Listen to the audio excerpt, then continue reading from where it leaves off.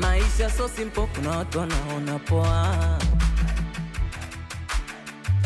Hapa nilipopanga mwenye nyumba na nikomoa. Kodi nikichelewesha inanitisha kuniondoa. Mama wewe utasema utakapoa. Vipi?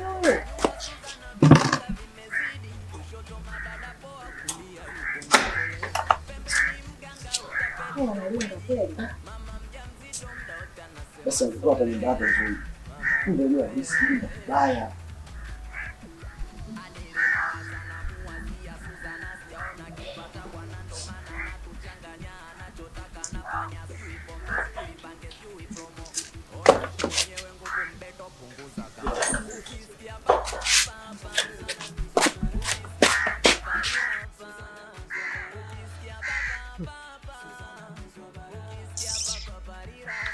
Mwenye zamu usafi wa kusafisha choo, naomba asafishe choo vizuri na jaza maji ya kutosha. Sio mnanielewa? Sio mnaniingia kwa dharau mimi. Loda. Samani, naomba mke wangu atangulie kwanza. Si unaona hali yake? Kwani wewe? Mimba ugonjwa. Yaani style zenu nyinyi nje kukaraisha sisi. Hamjui ratiba, mlitakiwa mwamke mapema sana kuja kupanga foleni. Basi Loda yaisha. Naenda kaenda zamu yangu.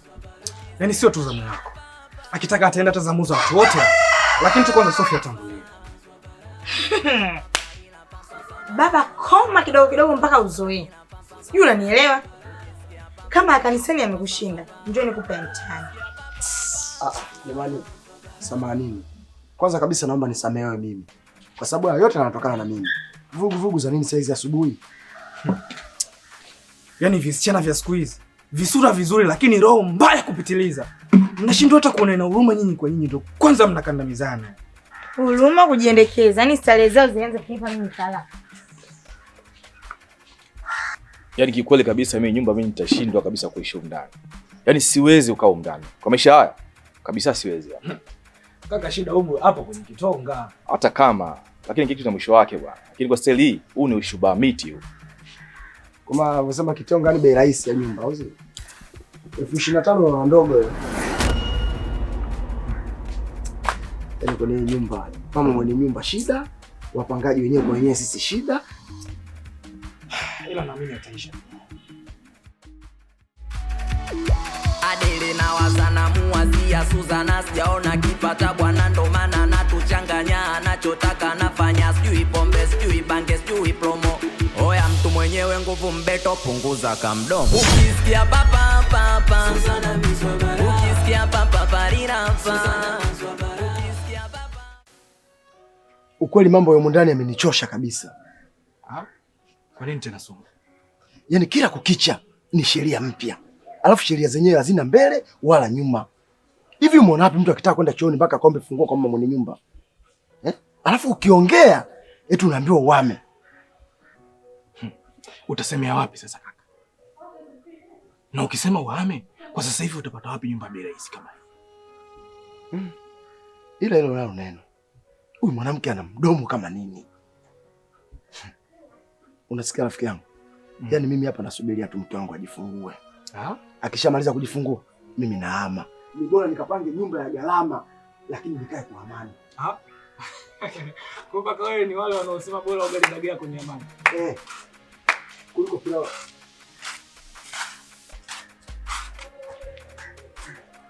Ongeleni kwa kujishindia tuzo ya umbea. Yaani wanaume wazima mmekalisha mbwasha zenu hapa mnamjadili mtu. Sina mwanamke.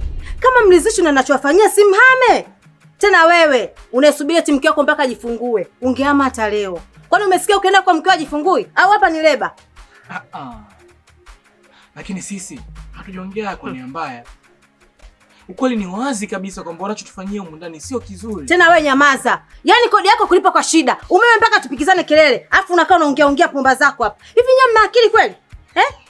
Yaani wanaume lazima mmekaa hapa, hamna kazi ya kufanya mnaongea umbea. Alafu wewe unajifanyaga unasalisali sana wewe. Kwa hivyo vitabu vyako ndio vinakutuma kwamba ukae usengenye watu, si ndio? Mbona nyoka kaka bure? Sikizani niwaambie. Siku nyingine kama hamna kazi za kufanya, semeni tuwape kazi. Maana sisi tuna kazi nyingi za kufanya na ndio maana tunaga muda na nyinyi. Au mnaongea umbea mali niwapunguzia kodi? Jiangalieni nyinyi watoto wa kiume, mtavalishwa sketi. Ovyo.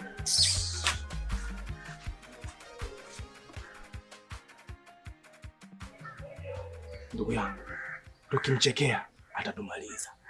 Maisha so simple, kuna watu wanaona poa. Hapa nilipopanga mwenye nyumba na nikomoa. Kodi nikichelewesha inanitisha kuniondoa. Mama wewe, yana nevo tuendesha utasema wote katuoa. Da Anyumba Suzana visanga vimezidi. Kushoto madada poa, kulia yupo mlokole. Wewe mama, ni mganga utapeli ndo gwiji. Mama mjamzito ndote anasema sole. ya Mungu wala. Mama wewe. Haya mwenzetu, tukusaidie nini? Nachohitaji unisaidie ufunguo wa chooni. Lakini sio kunisaidia, nahitaji ufunguo wa chooni. Makubwa haya. Haya mwenzetu, uko chooni toka kwenye povu au kanye mate? Maana sijasikia harufu ya kitunguu, nyanya kusema kwamba mwenzetu unafanya maajabu unapika. Au uko chooni kunywa nini? Sikiliza wewe mwanamke. Yaani mimi sitaki madudu yangu yapande kichwani kabisa hapa ngageuza kuwa mende. Sitaki. Hiyo mikosi mimi sitaki. Laana. Sikiliza. Nahitaji kwenda chooni kusudi mteja wangu akaoge dawa.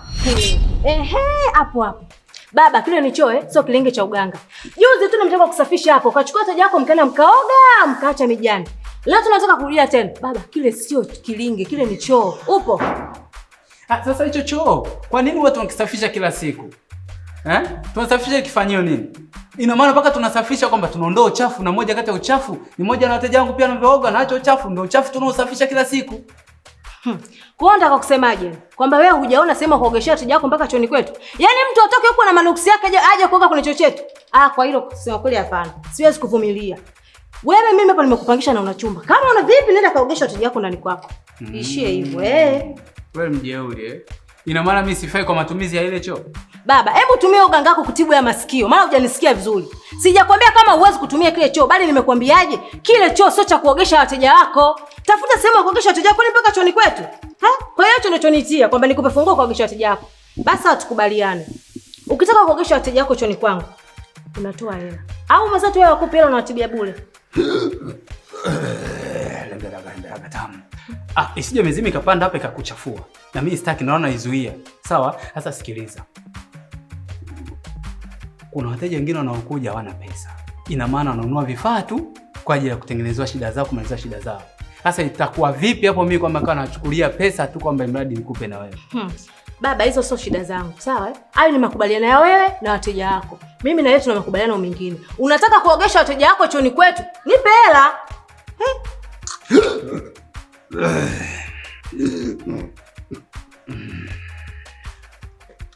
Basi sawa. Wewe unahitaji shilingi ngapi?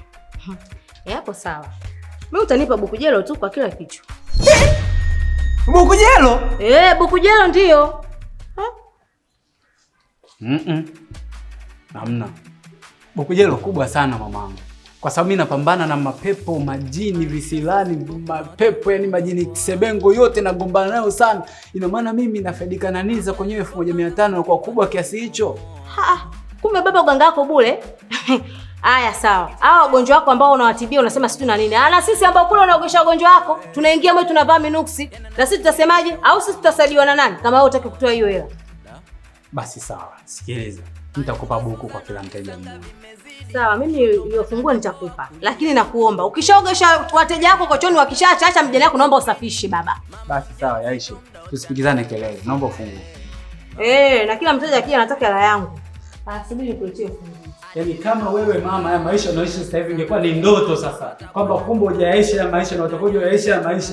Uongelia sana kutoka na roho yako. Bwana wewe, shika funguo hizi hapa. Tulichokubaliana ndio hicho. Mijani yenu toeni, msituachie chooni. Mle maana ndio manuksi yenyewe. Mwisho siku sisi atoe tu kwa kwanza ni wapi. Sawa, lakini kwa naoga mimi binafsi nitafanya usafi. Lakini kama kwa wateja wangu utafanya usafi wewe. Au sio? Sababu sina kupesa ile bukubuku. Wewe baba vipi? Bukubuku zinahusiana nini na makubaliano yetu? Usije kata ile wilaya baadaye. Ndio. Hakikisha unichokwambia unakifuata. Jamani, uganga mwingine huu. Mbona mnaambiwa jengeni nyumba zenu, weke hivyo vilinge? Kitu gani? Ila lakini hizo buku nimezitaka mpangwaka. Kwa hiyo tunasubiri hapa kila mtu atakaye kuja buku. Hapa kija 10,000 na 10,000 sio shida zangu.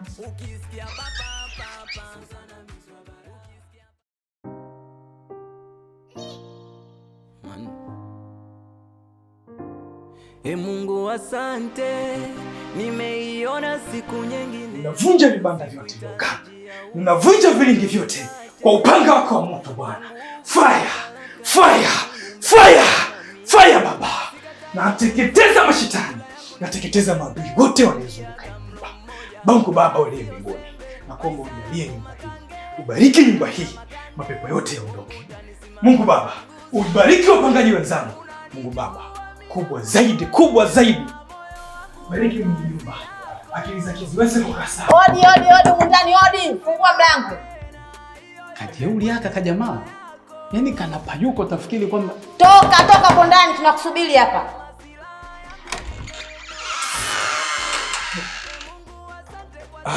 Kondoa bwana. Kuna nini tena saa hizi usiku huu? Tukuulize wewe mwenzetu una nini? Sasa hivi saa 6 naelekea saa 7. Unapiga kelele kama nini watu watulali? Wewe vipi? na mbaya zaidi mimi leo nilikuwa natakiwa kulala mapema sana nipumzike. Lakini ile njozi inaanza kunichukua tu. Kanisa la Roma linakuja na misalaba yake juu inanikimbiza. Nakuja kushtuka. Aka kajamaa na singendi yake kanapiga makeka na vunja vilinge vyangu. Lakini nipo kwenye maombi nakemea mapepo Baba, hapa tujapangisha kanisa. Tumekupangisha chumba. Alafu ukizingatia hii nyumba na wapangaji wengi. Wapangaji wangu wanataka bugudha, sawa eh? Kwa hiyo kama umeshindwa kukaa ndani naomba uondoke. Mimi nilikuwa nipo katika jambo la kutengeneza. Tunaomba kwa ajili ya kuondoa mapepo, machafu, takataka zote zinazozunguka hii nyumba. Kwa hiyo wewe ulisikia nyumba yangu mimi na mapepo. Ina takataka. Ingekuwa takataka ungekuja kupanga huko. Ungekuja kupanga huko. Alafu umeweka kabisa eti Mungu Baba, naomba ubariki akiza maombi. Kwa hiyo na mimi chizi sina akili. Mpaka amefikia hatua unanika katika maombi yako. Hivi wewe baba, kwani nyumba zingine za kuomba hujaziona? Makanisa yote yalojayo unashinda kule kuomba kanisani mpaka uombe ndani kwangu. Kama wewe unataka kujiombea, si ujiombee mwenyewe. Muombe wewe Mungu ambaye unamuomba kwamba upate wewe ukajenge nyumba yako, sio kuna nyumba yangu. Alafu wewe baba, kwa nini utukwaze? Kodi wewe kulipa shida. Bado tena wengine wanaweza tupiga makelele. Sisi tumelala jamani, akili zimechoka. Tusifike huko tena. Tusifike huko tena. Kikubwa hapa ni kwamba tunatafuta amani. Alafu sasa kubwa zaidi, huu ni mchungaji gani yani anawezaje kumaintain muda wake kwenda kuomba kanisani na kwenda gym? Ona kifua kimetuna hicho. Yaani unajua kajambazi tu kanaishi kijanja janja tu akana maana hapa mjini. Bwana wewe si hata kujua kifua chake kimejaza, sio kimepungua kimefanya baba naingia kulala. Sitegemee kwamba atakuja mpangaji mwingine Osman wa nyumba baada ya kuna maombi. Sitaki. Sifanyaje? Sitaki. Nikikusikia tena tutagombana. Nenda ndani kwako wewe, naingia ndani. Sitaki kusikia tena kile. Na nikisikia kesho unahama. Anaenda kale. Mungu Baba. Naona nipitisha katika mitihani mizito. Mungu Baba, nakuomba uniokoe katika hili jahazi. Baba uliye hai, nakuomba lainisha takatisha nafsi zao hao waondokewe na mapepo machafu yaliyojaa ndani ya moyo wao. Nione kama jinga vile. Kuja majinga kumbe. Kitu chini una mapepo. Zembe wa kunya tu. Mungu akusamehe. Yeye ulitendao. Unanijua mimi nakujua vyema, moyo wangu makazi yako. Walinivunja mbao nikasimama tena, hiyo yote kwa neema yako. Ninakumbuka kama maneno ya mama, silaha yangu ni neno lako. Mungu asante kwa siku nyingine tena, nimeuona mkono wako. Mungu waambie uliniona nilipokuomba ulisikia na ukaitika. Yaani mwanaume nimekuchoka wewe mwanaume. Hizo tabia zako hizo. Sasa leo. Yaani leo ndio imefika mwisho. Huo umalaya wako huo leo umefika mwisho. Yaani nitakacho kufanya leo. Mimi nahisi ndugu zako leo watakukuta nahisi monchwali. Utakuja kuniua bure bwana. Mtu mwenyewe nimeshajifia zamani huko. Halafu unanizalilisha mbele za watu bwana. Wewe vipi? Halafu unanizalilisha mbele za watu? Yaani nitakuzalilisha sana kwa huo umalaya wako. Yaani wewe ni mwanaume gani uliziki? Taratibu hiyo mikoki yako. Mashavu yanauma ujue. Tangia kule na kuangalia tu. Yaani utaumia sana na hapa bado. Habari unaenda kuipata nyumbani. Naomba twende huko.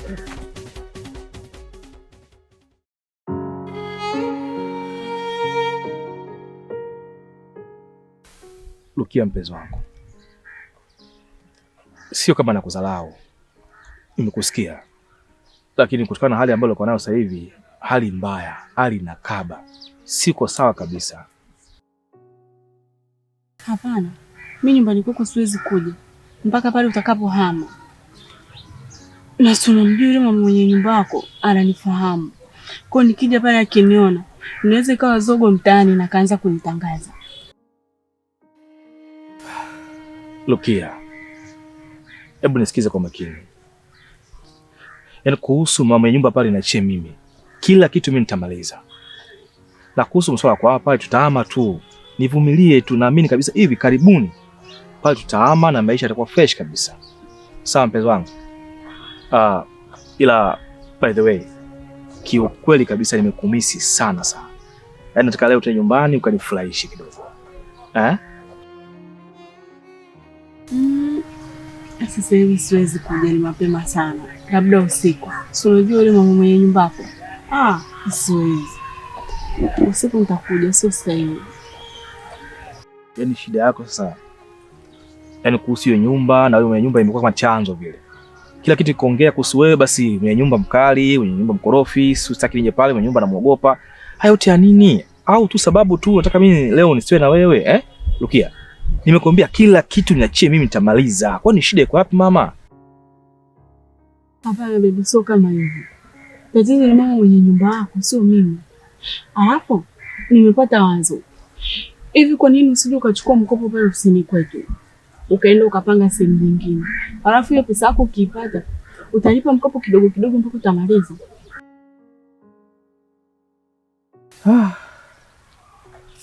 Wazo lako si baya. Lakini nikwambie tu ukweli. Yaani kuhusu masuala ya mikopo, mimi kwangu ni kitu ambacho nakiofia sana kwenye maisha. Yaani kama chui na paka. Kwa sababu mnafahamu kabisa mkianza kudai nyinyi wanawake, mnadai kama kuna vita. Kwa mimi kuhusu masuala hayo, hapana. Punguza uoga. Sisi tudai kama hivyo ulivyofikiria. Unalipa kidogo kidogo kwa wiki, ukirejesha kidogo kidogo, mwisho siku unajikuta umemaliza mkopo wako. Sasa wasiwasi wako nini? Sawa. Nitajaribu. Kwa hiyo twende basi. Mwenzetu na ulalo. Twende basi na wewe tena mpaka niliva songi niimbe hapa nilielie nitoe makamasi ndo naenda au sio? Wewe takupiga.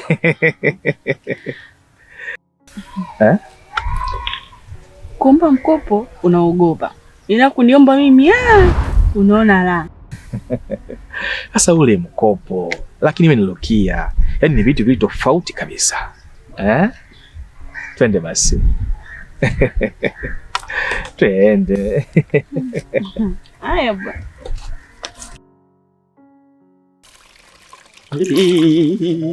Mnyamaza bwana .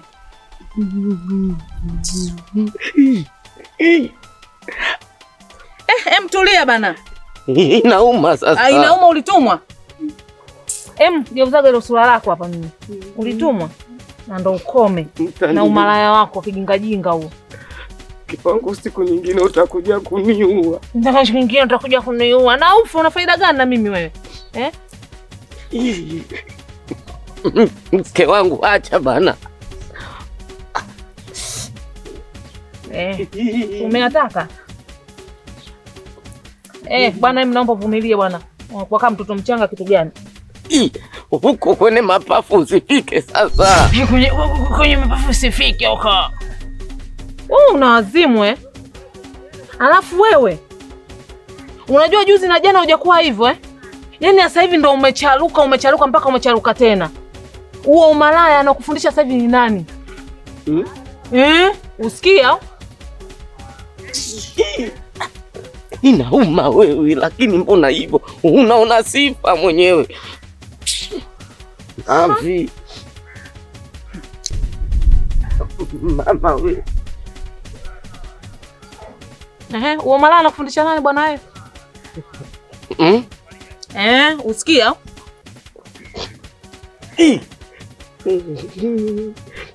Haya yote haya taka Suma haya. Nani? Suma. Kwa ina maana wewe Suma ndo kuadi wako, si ndio? Mnakuadia na wanawake? Kumbe nini? Si rafiki yangu. Kwa mnaenda wote kwa wanawake. Sasa nisikize nikwambie. Wewe na huyo Suma wako nitakachowafanyia. Si unanijua vizuri ninachokufanyiaga wewe? Sasa sema yani sasa bado huyo Suma wewe. Nyinyi wawili nitakachowafanyia hamtokuja kukitegemea. Yaani ndo nishakwambia hivyo. Unaona kaone. Yo.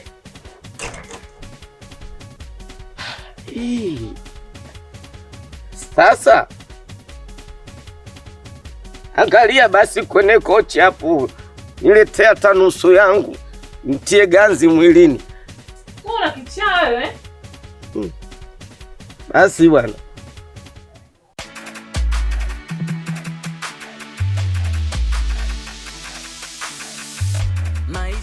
Jamani, mimi nachoka ndani. Yule mama mjamzito mchafu, yamchoka asubuhi, amejiuza ndo anaamka sasa kwenda kuoga. Ila kweli shoga yangu siku hizi ni mchafu na hata mikojo anamwaga pale. Hiyo habari mnayo? Hivi nyie hamna haya Hamwezi kujishikilia kabisa. Yaani mnakaa kazi umbea tu.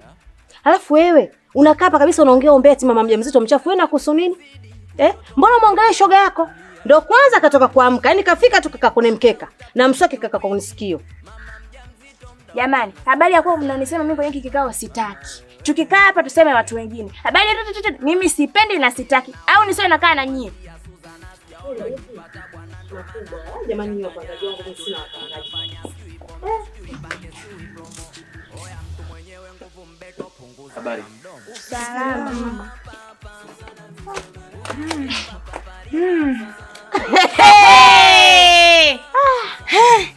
Jamani, huyu baba anabadilisha nyinyi. Huyu baba anabadilisha wanawake kama nguo. Sijui anatafuta nini. Atafuta nini? Huyu anatafuta malazi. Na sijui kama ana ukimwi. Ngoja mimi nitamkomesha.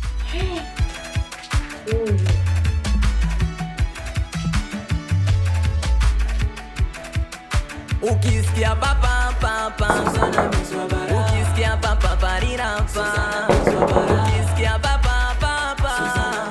Ukisikia papa parira pa. Jeko. Kuna nini tena? Alikuja yule mwanamke ambaye umelala Jumamosi. Anadai kupigia simu zako upokee. Kwa kaja hapa kanaacha salamu zako kusema nikufikishie. Lakini Suzi, ungesudia hata baadaye hizo taarifa ungenipatia. Kwani shida iko wapi? Sikia. Unapozungumza, zungumza taratibu. Sawa? Jamani, nachoka mimi. Nizungumze taratibu vipi? Kwani hujamwambia kama yuko peke yake? Nashukuru kwa taarifa zako. Nimezipata. Unaweza kwenda. You know what I'm saying, what I'm talking about. Akia Mungu jamani, Gemba. Ila vipi ndugu yangu? Yule mwanamke ambaye umwambota mwanzo asitaji shambwaga chini nini? Suzi. Usimtoe muda. Niko mchezoni. Unaweza ukaenda. Naona mama yangu akuleta taarifa umeniponza. Sasa nisikilize. Kuanzia leo, naomba uambie watu wako wote, wakija hapa kinikuta mimi, wasiniuze chochote kuhusu wewe. Toka bana. Shuba, meet you. God damn it. Mbea tu. Kula.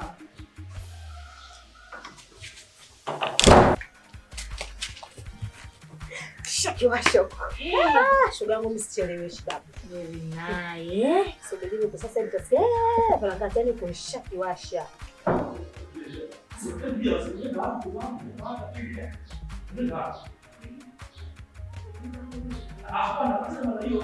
Unaweka akili pesa. Rukia, nisikize basi. Sasa zungumza basi mpenzi wangu, acha amalize shida wapi, lakini jamani tuongee mama, eh? Unataka kuzungumza nini na mimi? Au ni kipi ambacho sijakisikia unataka unidanganye? Sisi kaa tu jeni nikuelekeze kila kitu mpenzi wangu. Sio na hasira kama hivyo, lakini mama punguza hasira. Haya nazungumzika tu, eh? Yanazungumzika mambo gani? Ina maana unataka uniambia kwamba mimi sijasikia alichokiongea huyu mwanamke? Nimemsikia vizuri sana. Sasa lakini ungeniuliza kwanza mama, sio tukuondoka na kwa hasira kama hivyo. Nafikiri ina maana gani, eh? Tuongee vizuri tuelewane mama. Nakuomba usiondoke kurukia. Tuingie ndani please. Nakuomba. Wewe. Inaonekana ndo tabia yako ya kubadilisha wanawake. Rukia. Rukia. Kama ni nyati. Rukia. Maisha sio simple, kuna watu wewe. Sasa lakini jamani hasa nazungumzia tu lakini tuongee jamani tuamalize tu mama lakini mama eh? Kwa hiyo unaleta nyumbani kwako kile kunidhalilisha mbele ya wapangaji wenzio. Unanichukuliaje mimi? Hapana, mimi sio malaya, yani amini haki ya Mungu mimi sio malaya kabisa nakwambia yani. Niamini mpenzi wangu, eh? Kwa hiyo mwanamke alikuwa anakusingizia. Kuja kukwambia huko kuna mwanamke wako alikuja kukuulizia. Yaani chizi atoke huko alikotoka kuja kukwambia wewe. Kwa niamini mpenzi wangu mimi, eh? Naomba tu niamini Rukia nakuomba. Tuongee basi hapo. Come mshenzi mmoja wewe. Rukia. Washa. mama wewe. Adili na wazana muwazia Suzana, sijaona kipata bwana, ndo maana natuchanganya, anachotaka nafanya, sijui pombe sijui bange sijui promo. Oya mtu mwenyewe nguvu mbeto, punguza kamdomo. Ukisikia papa papa Suzana mizwa, ukisikia papa papa mpaka useme. Sio shida zangu, mimi ndo mama mwenye nyumba, nisharibu January. Mama mwenye nyumba. Unamtaka? Namtaka. Yaani kama maisha hapa amemshinda abebe bila kuvaki aondoke. Shoga yangu nakujua vizuri sana kwa unamtaka mwanaume. Ninakujua unamtaka mkaka watu. Na wewe naona hapa kikao kitakushinda. Naomba kama umechoka nyanyuka ingia ndani kwako. Hauja kugombana bure sasa hivi tualibiane mood. ukisikia papa papa Suzana mizwa. Yaani Suma. Yaani sijui huyu mwanamke umndani ananitafuta nini. Mimi sielewi. Umeelewa? Yaani ninapokuambia ameenda kunalibia kwa mpenzi wangu hivi karibu kila kitu nimekwambia. Yaani huwezi amini mshikaji wangu. Ise. Kumbe dada Jao yawezekana anakutaka. Ananitaka? Yaani anitakaje mimi? Yaani niwe mpenzi wake? Brother umenikosea bwana. Yaani mimi nitembee na muuza matembele yule kweli? Mimi? Hivyo unanichukuliaje? Kwa kibanda chake hichi kibiriti hichi. Huyu umejistiri tu mshikaji wangu, lakini mimi sio lebo zake kabisa. Hebu niangalie vizuri. Unaonaje rangi mshikaji wangu? Kaka, wanawake wana njia nyingi sana za kufikisha hisia zao. Ila tu tatizo kitu hichi kimoja, wanashindwa kuongea. Kwa hiyo wanatumia njia tofauti ili kufikisha hisia zao. Kwa hiyo jiongeze kaka, inawezekana anakutaka. Sikia Suma. Mimi siwezi kutembea na mwanamke kama pale. Siwezi hata siku moja. Yaani hata nibane vipi na upwiru, sitaweza kutembea na kibinti kama kile. Nitembea na UTI brother. Unanikosea bwana. Ila huyu mwanamke umndani anatuona si kama boya fulani hivi. Yaani kama wajinga fulani hivi, anachukulia poa. Sasa kwa kifupi tu, huyu anapaswa kuheshimisha na kujua kabisa kwamba umndani wanakaa wanaume, na sio wanaume tu, ni wanaume lijali ambao wanajitambua. Asipende kumpenda mtu ambaye asimtambua. Unaelewa? Mimi nitamfanya kitu. I swear to God. Gemba. Sasa utafanya nini? Subiri. Nitamfanya kitu, si muda mrefu utapata majibu. I swear to God. Huyu binti lazima nitafanya kitu kibaya. You know what I'm saying? What I'm talking about? Shuba, miti wewe. Mimi Shuba miti? Samahani. Shuba miti sio wewe. Ni huyu ambaye alikuwa ndani. Samahani sana kwa hiyo. Ukisikia papa papa Suzana mizwa, ukisikia papa parira Suzana mizwa, ukisikia papa papa Shuba miti. Suzi, wewe si fundi wa kuharibu mambo ya watu ndani. Wewe si injinia wa kuharibu mapenzi ya watu ndani. Wewe ni bingwa wa kuharibu mapenzi ya watu ndani. Sasa leo utanifahamu vizuri mimi kwa nini nani. You know what I'm talking about?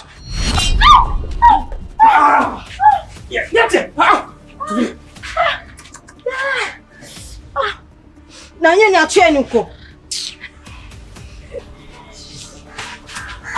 Kwa hiyo unajifanya mwanaume, si ndio eh? Unajifanya bondia na kuuliza. Kama wewe mwanaume gosi ukapigana na wenzako huko, unakuja kunipiga mimi? Nakwambiaje wewe utanikoma. Na mimi sikuogopi babu, wewe nishukuru amekusaidia, mimi sikuogopi wala nini. Ningekupasua leo nakwambia. Niache. Hivi wewe unakuja kunipiga kwa sababu mara yako ulitumwa badilisho yake mundani. Muone kwanza nakwambia mundani utaama. Bwana wewe mwachie, mimi simuogopi. Jana zako huko anachimba madini, wewe akaanza kuchimba mili ya watu tu, malaya tu chevu. Muone mtu mzima ovyo. Sasa ukitoka na hapa kachukua nguo zako wewe mundani kwangu sikutaki, malaya mkubwa wewe. Wewe nakwambiaje? Umundani utaama. Utaama na kodi yangu naitaka. Niache.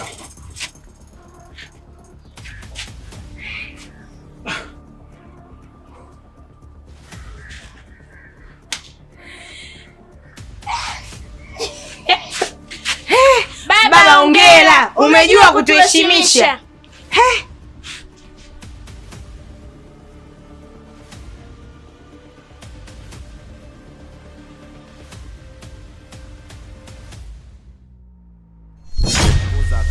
Ukisikia papa papa ukisikia papa parira ukisikia papa papa ukisikia papa parira.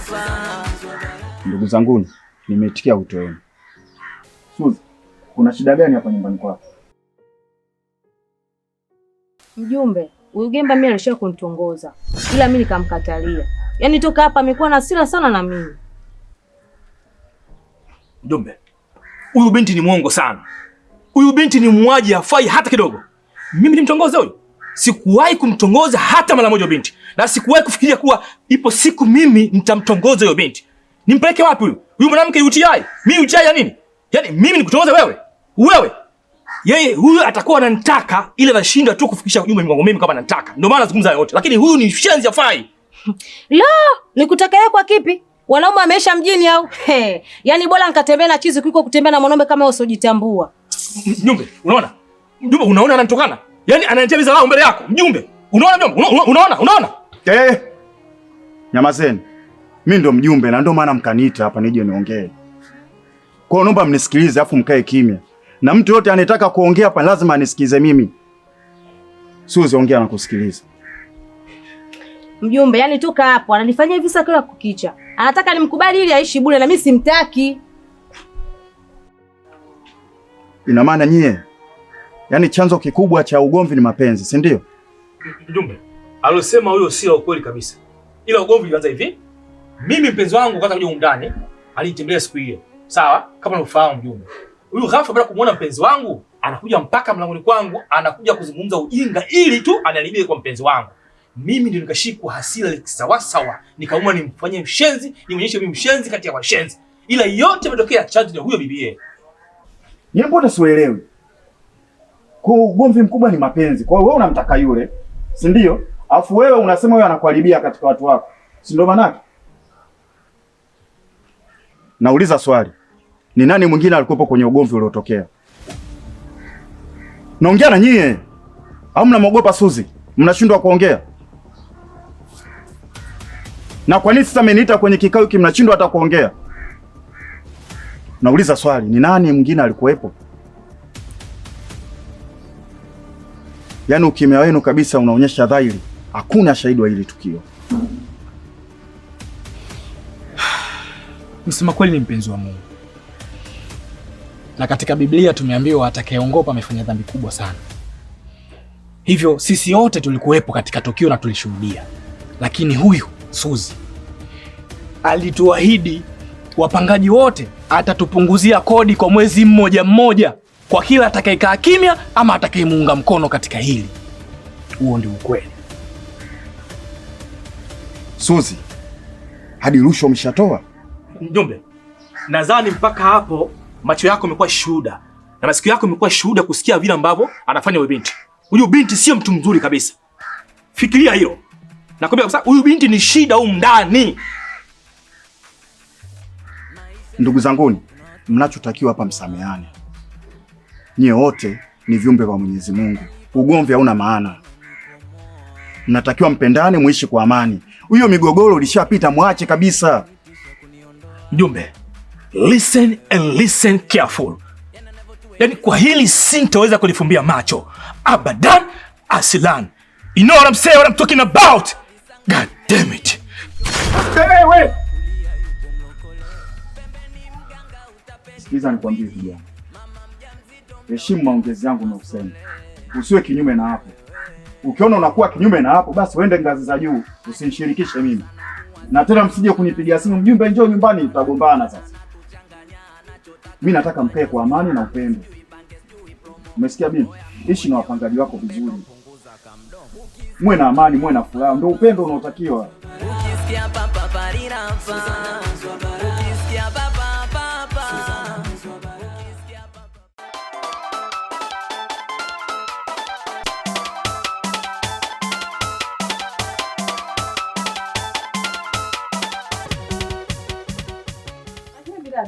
Huyo bogena zako nimemkuta.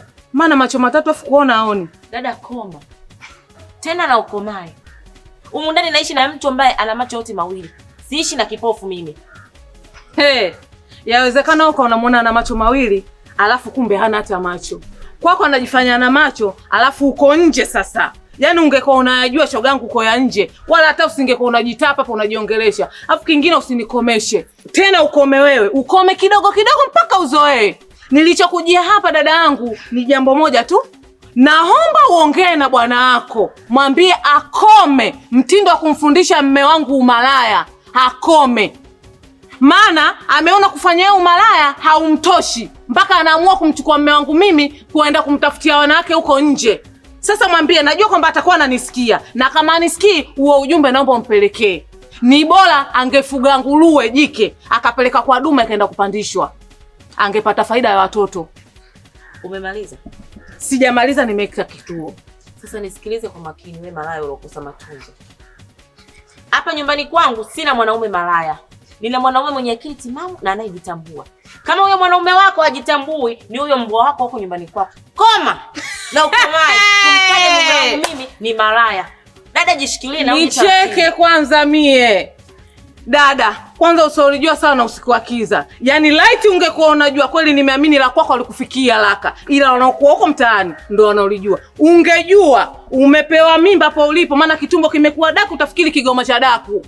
Mwenzio anamaliza shughuli zake uko nje. Sio kunitafutia mimi tu mume wangu anatafutia wanawake. Ina maana hata yeye anaingiza, anatoa. Yaani yali kwamba hawaleti hapa kwako. Lakini mume wako malaya mbwa. Eti nina ndoa. Wewe una ndoa. Na walokuwa na ndoa watasema wana nini?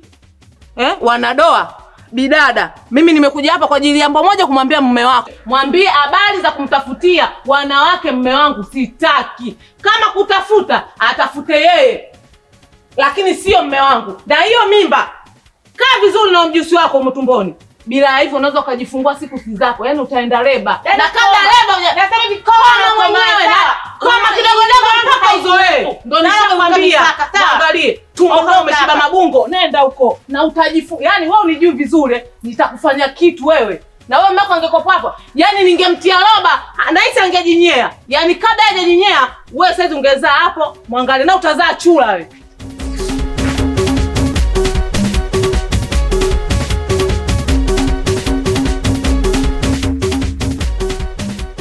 Kwa mimi nitazaa chura, si ndio? Yaani mume wangu umeona uchafu unaufanya nje utoshi unaniletea paka ndani. Yaani mimi nitazaa chura mimi. Mimi nilikubebea mimba miezi 9 na kuruza mimi nitazaa chura. Mke wangu. Kwa hiyo ndio alivyokuambia kama utazaa chura? Acha kunitoa ufahamu, sawa? Sikiliza nikwambie. Kama umeshanichoka naomba uniambie. Mimi nyumbani kwetu sijaua. Alafu pili, mimi kukubebea hii mimba usione kwamba mimi umeniweza sana. Nisikilize mke wangu. Wewe unanisikiliza na mimi kidogo. Yule gogo mlevi tu. Atakuwa amemigwa na mke wake huko ameamua kuongea uongo. Sasa yule gogo mimi anatafuta matatizo. Wewe muache. Hawezi kuja mke wake kuja kukwambia hapa utazaa chura. Mambo ya utazaa chura yanatoka wapi? Kwani mimi nilikwambiaje kuhusu rafiki yako gogo? Nilikwambiaje? Sikiliza nikwambie. Kama umechoka kukaa na mimi, naomba uniambie. Pili, nikija kugundua haya yanayosemekana ni ya ukweli, nitakuja kukuonyesha. Toka.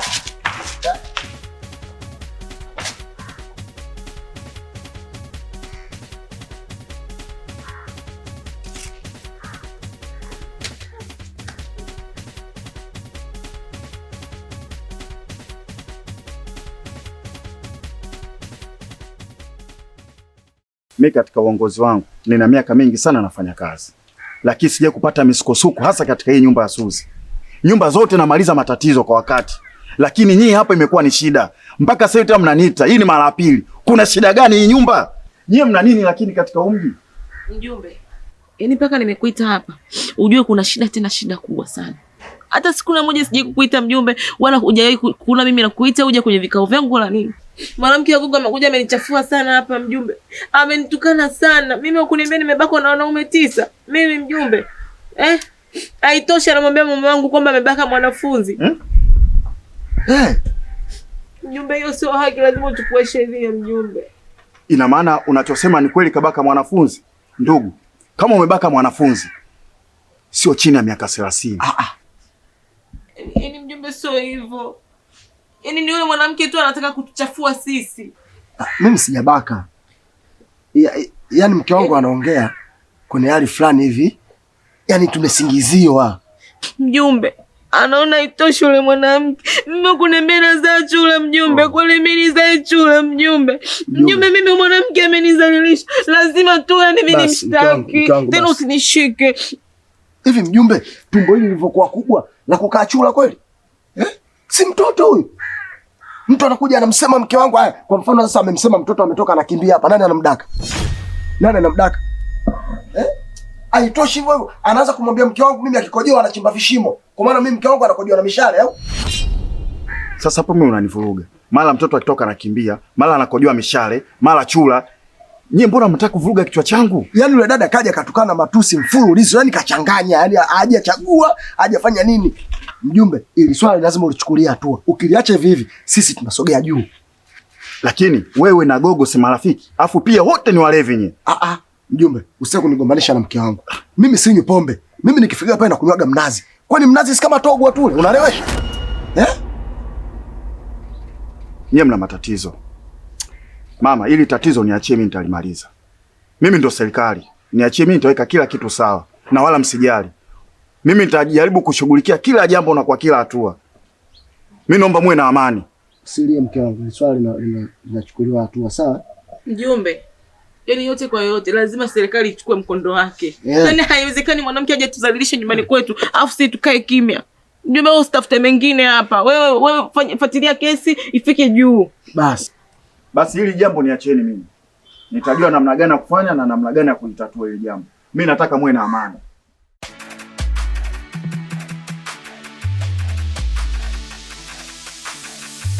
Maisha so simple, kuna watu wanaona poa. Hivi hiyo style hapa neno hujaichoka. Maana kila siku style moja. Ushaanza. Mmeo yuko wapi? Maana leo sijamuona. Yaani sitamani hata akanyage hapa. Yaani kwanza nilivomtoka hata sikurudi. Adili na wazana muwazia Suzana sijaona kipata bwana ndo maana natuchanganya anachotaka anafanya sijui pombe sijui bange sijui promo. Wewe kwenye masufuria ya watu. Nyie nao mmezidi. Kila siku mijani tu. Mwe mnakula hata nyama mara moja moja. Kazi ubaili tu. Yaani nyie sio kula vizuri wala kuvaa vizuri humu ndani. Bora hata mngekuwa mnajenga mahali ningesema mnajenga. Lakini wapi? Watu mmepokeana kama wafanyakazi wa migodi waliochoka. Mbona swali na majibu tofauti? Nimekuuliza, mbona unakuja kufunua mboga ya watu? Msichana unanongwa wewe. Yaani unajipigisha kelele kwa mboga gani? Kwa hiyo majani 200 ndio unajikausha mate msichana? Yaani wewe ilikuwa sawa kabisa Gembe alivyokupiga. Angekutoa hata nundu. Maana naona kile kipigo kikija kuingia. Aiti angenipiga. Jirani. Mimi ndo mjumbe katika mtaa huu. Matatizo yote ninapokea katika kifua changu. Malalamiko yote wananchi napokea mimi. Ni kwa nini unatishia wananchi wasipite katika anga zako? Unamaanisha nini? Ni mwananchi gani ambaye nimemtishia amani asipite kwenye anga zangu? Jirani, unajitoa akili. Kwa nini umemtishia Suma asipite katika anga zako? Hivi unajua kwamba unataka kuniharibia siku eh? We mzee, na kuheshimu. Halichokifanya Suma, hata ungekuwa wewe au angekuwa mke wako, asingelizika. Suma anamchukua mume wangu mimi, anampeleka vilabuni kwenda kunywa. Suma anamchukua mume wangu mimi, anaenda kumfundisha umalaya huko na kumnunulia wanawake aende akastarehe nao. Wewe unaweza ukalizika? Ulishaona kwamba mimi siku moja nikaja kutoa hizo changamoto kwako? Wewe baba, naomba ujiheshimu. Naomba ujiheshimu baba. Jirani, ngoja nikwambie kitu. Mimi ni mjumbe. Unapoongea kauli zako, nisikize na mimi pia ninachotaka kukiongea. Usitaki tu kuongea kwa sababu ni mwanamke, utaki tu kuongea. Tuheshimiane. Mjumbe. Mjumbe. Ungejijua wewe mjumbe, ungenifuata nyumbani kwangu, sio hapa njiani. Au siku hizi ofisi yako umehamia hapa njiani? Kama ofisi umehamisha njiani tuambie. Sasa sikiza nikwambie, sikaja kukwambia hilo. Sasa mimi haiishi mpaka iishe. Mimi ndo mama kubwa. Yaani ukisikia mwingine fotokopi. Kama una kingine cha kuongea, naomba usinisimamishe hapa barabarani ukaanza kuniongelea hayo mambo mengine ambayo mimi hayanihusu. Nadhani utakuwa umenielewa. Angethubutu aone nimuoneshe kazi. Mimi ni jeshi la mtu mmoja. Siteleshwe na kikaragosi kama kile. No, dada Msungo wewe. Hey, msichana koma Tena ukome. Nani Msungo? Ungekuwa umefundwa, ungekuwa kwenye ndoa yako sasa hivi na si unapepea hapa kama tiara. Taratibu. Unaiona hali yake, yule ni mjamzito. Sio kapata kesi bure, naenda ndani. Rudia uone. Itazame. Yaani nitakuja kukupiga siku moja. Majirani wote watakakati. Ila unaye mwenye jirani huyu utakuwa na damu bila kupigwa huyu. Huyu utakuja nimpe kipigo kimoja. Apigwa mara. Yaani hao mjomba akifika hapa mwenyewe anashangaa. Kitazame kwanza kilivyokosa nyama. Wewe hapo unasema nini? Unashoga msikia.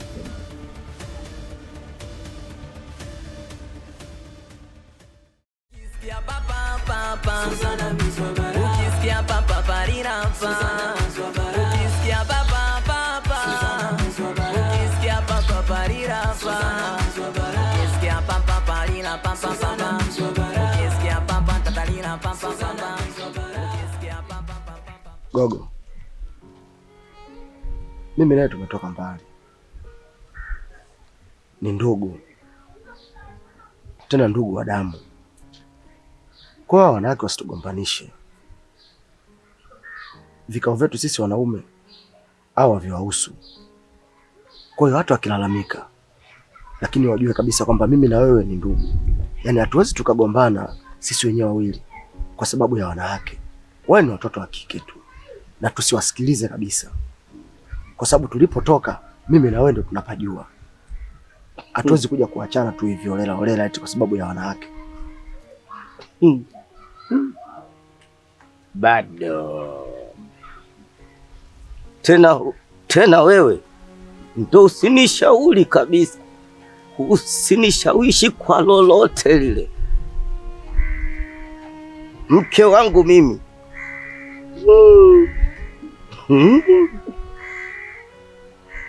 ameniambia akinikuta na wewe hama zangu hama zake, aiza anitie kilema cha kudumu.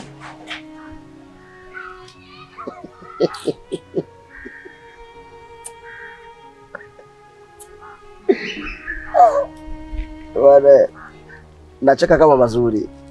Unacheka? We unacheka unafiki. Kinachokuchekesha nini? Yaani kumbe na wewe familia yani. Yaani wewe mwenzangu kabisa. Na ndio maana bila akili zetu zimeendana.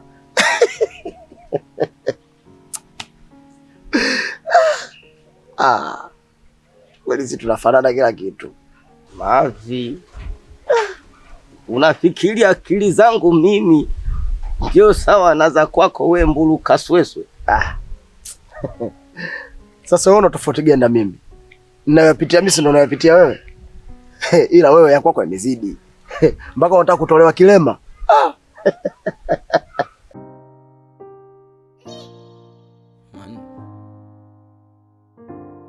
Mungu asante, nimeiona siku nyingi. Dada mpendwa katika Bwana, hizo dawa hazitakusaidia unachopaswa ni kurudisha imani yako kwa Mungu. Yeye ndo ambaye ana uwezo wa kukuvua katika maradhi na mitihani yote, na sio hiyo imani ambayo wewe unaiamini. Wewe kaka, kwani vipi? Mbona sikuelewi? Namaanisha kwamba bado hujachelewa. Una nafasi kubwa sana ya kumrudia Muumba. Yeye ndiyo ambaye atakuvua maradhi, mitihani na changamoto zote unazozipitia. Hupaswi kuamini mtu mwingine yoyote asiyekuwa Mungu. Amini katika Bwana, yeye ndiye ambaye atakayekuokoa. Hivyo basi, unapaswa kuamini nguvu yake katika uponyaji na si kuamini vingine. Hupaswi kuamini tofauti na yule ambaye amekuwa.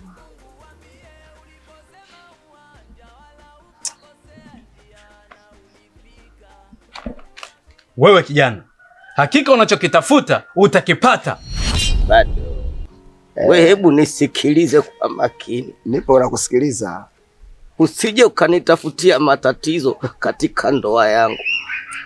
Mi mwenyewe tumependana kuanzia mbali, mi na yule mwanamke. Sasa hivi kupigwa, kuzalilishwa mtaani, mimi sitaki. Kaa mbali na mimi.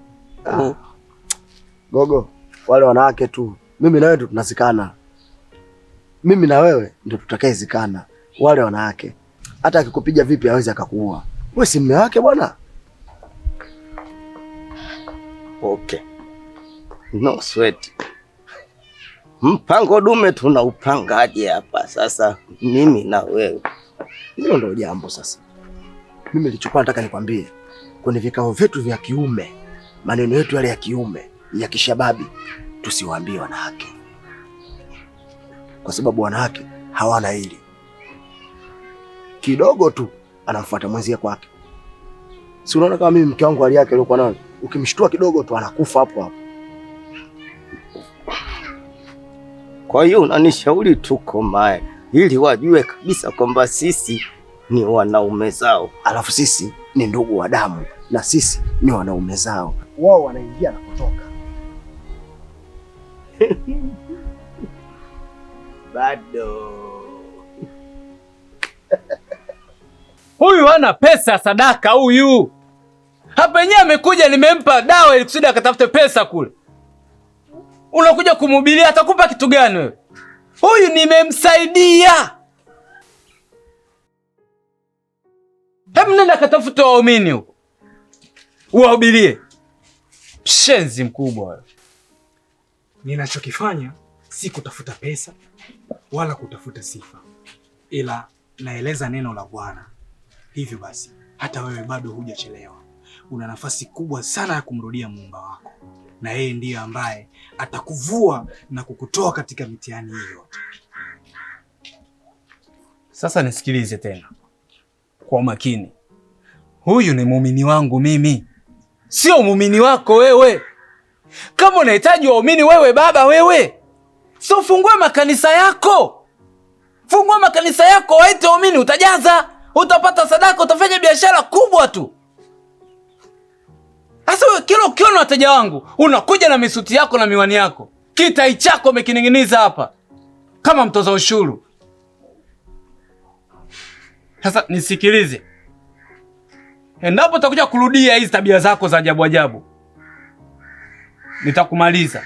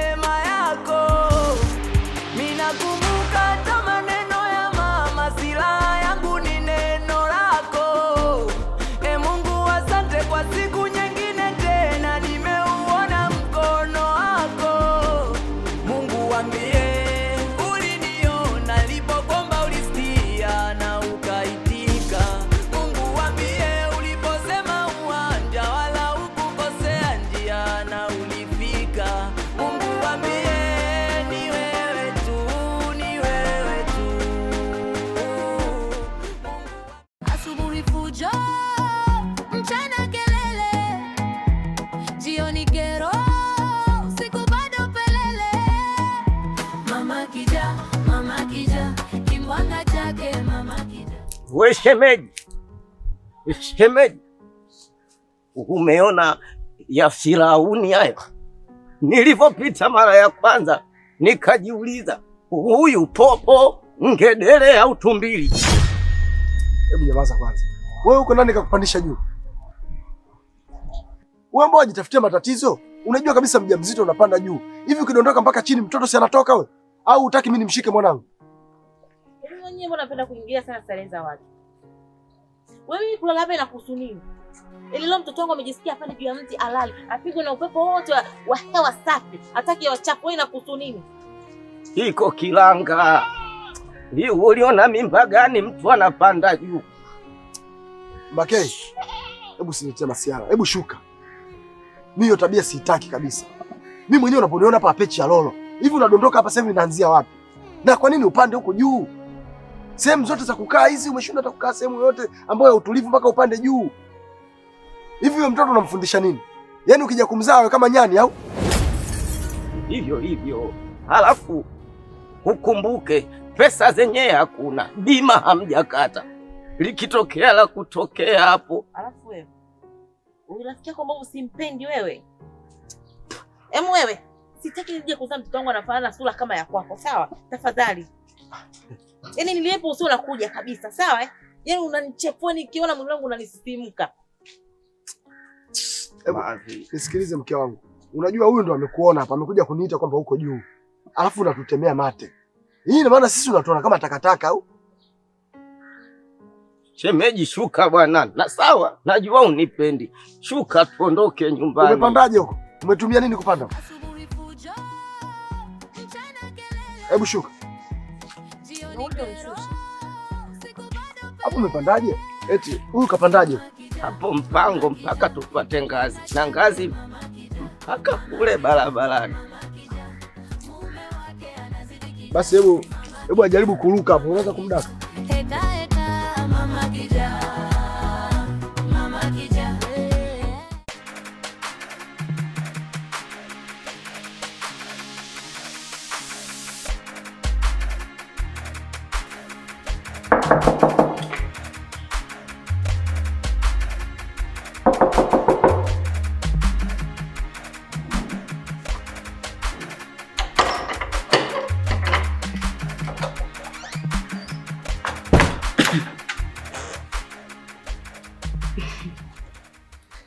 Sophie shoga yangu. Yaani leo kimenilamba kama pole.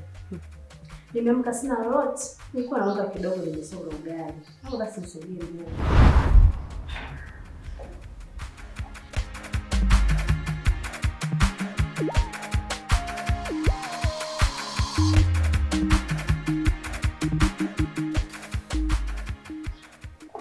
Usijali. Nilipika mboga na viazi kidogo. Angalau sitakusaidia kumaliza ugali wako. Asante. Adele na wazana muwazia Suzana, sijaona kipata bwana, ndo maana natuchanganya. Anachotaka nafanya, sijui pombe, sijui bange, sijui promo. Oya mtu mwenyewe nguvu mbeto, punguza kamdomo. Ukisikia papa papa Suzana mizwabara, ukisikia papa parira Suzana mizwabara, ukisikia papa papa Suzana mizwabara, ukisikia papa parira Suzana mizwabara, ukisikia papa parira papa Suzana mizwabara, ukisikia papa tatalira papa papa ukisikia papa papa papa papa ukisikia papa papa Suzana mizwabara.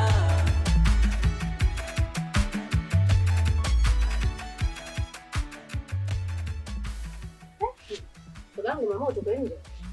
Haya, karibu kwa Ukisikia papa papa Suzana mizwabara, ukisikia papa parira Suzana mizwabara, ukisikia papa papa Suzana mizwabara, ukisikia papa parira Suzana mizwabara, ukisikia papa parira papa papa ukisikia papa tatalira papa papa ukisikia papa papa papa papa ukisikia papa papa Suzana mizwabara. Yaani Sophie, umulani wewe ndio jirani mwema. Maana kuna wengine wanaombaya kama kanga sumu. Leo shoga yangu umenistiri, maana ningezalilika. Wengine sijui kama wangenipa mboga.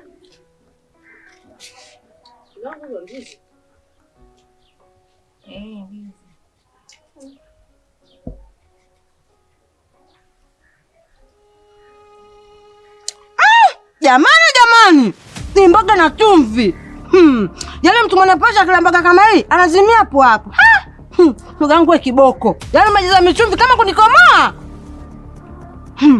We kiboko. Yaani baada ya kushiba unaona kuna chumvi. Hapa panaitwa ndo utakula. Kwa shoga yangu kama mjeza chumvi nisikwambie. Yaani kwa chumvi ile kuepo humu hata paka la mtaa liwezi kula. Yaani mimi nimekula basi tu ninaziki. Baada ya kushiba unaweza kukaa chooni. Kumbuka kuna kesho. Kesho vipi babu? Umejaza chumvi. Ila shoga yangu hizo ndizi zinazopika usiku. Unakuja tena kuomba ila usijaze chumvi. Mara kama unataka kutukomoa. Mwisho siku tupate malazi ya safura bila kupenda. Mkumie maji mimi viende.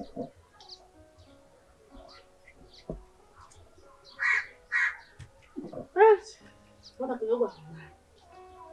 Na chumvi imezidi, mshangamsho siku unaweza kuwa magonjwa kujitakia.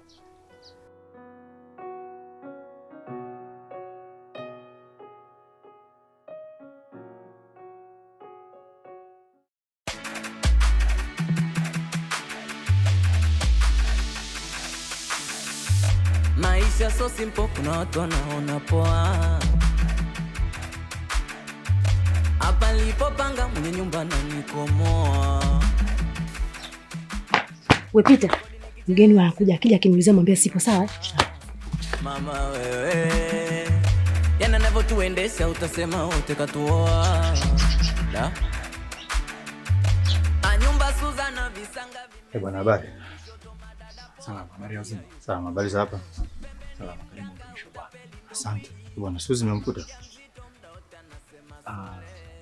Suzi.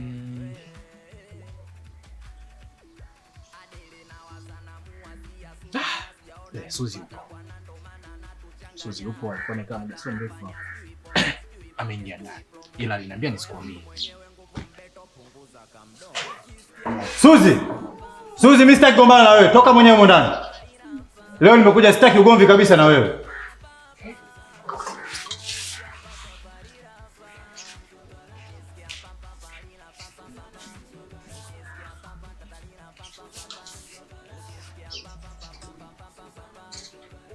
Samani ndugu yangu. Leo kiukweli hali yangu haiko vizuri. Ila naomba pesa yako nikupe yote kesho. Kesho na kweli nitakupa hela yako. Sasa kulikuwa kuna haja gani ya kunikimbia? Wakati unaweza kuongea maelezo na kaeleweka vizuri. Hamna, mimi sijakukimbia. Mimi niko zangu tu hapo ndani nimepumzika. Kichwa kinaniuma sana. Usizingue. Kesho mapema mimi nitakuja. Hamna shida.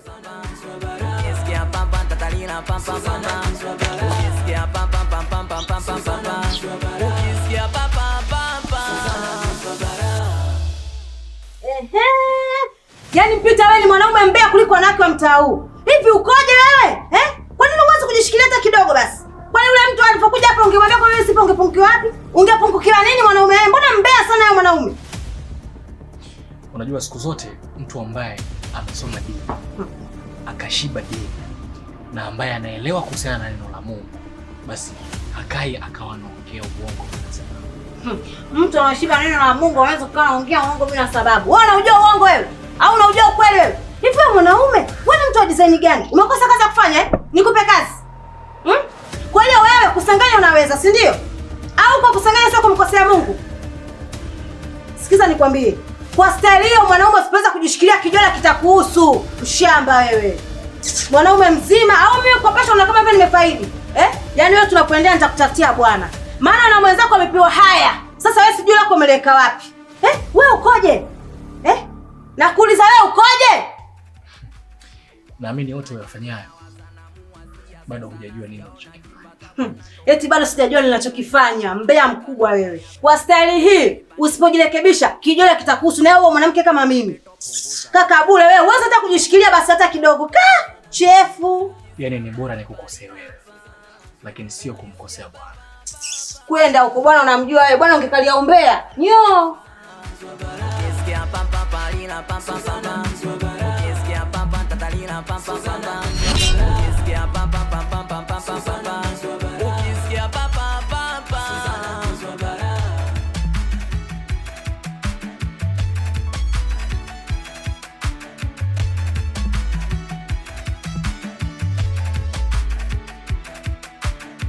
ukisikia papa papa ukisikia papa parira pa ukisikia papa papa ukisikia papa parira pa ukisikia papa parira pa